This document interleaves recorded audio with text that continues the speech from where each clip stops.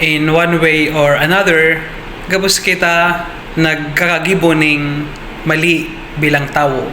Yung mistake na nagibo ni Rakal, siguro kadakoy man ang naggibo ka ito sa anong hamon sa tuya.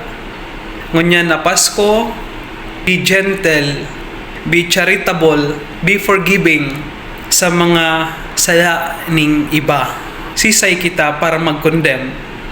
Sisay kita para mag-judge.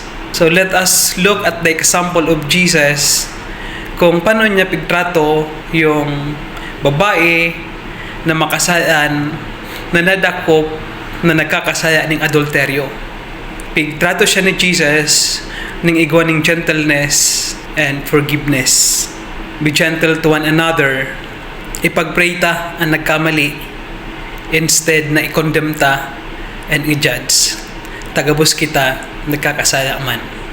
And kung kita man ang nagkamali, be genuinely repentant. Maging totoo sa tuyang pag-apology, asin sikapon na bag-uhon ang sa tuyang pagkakamali.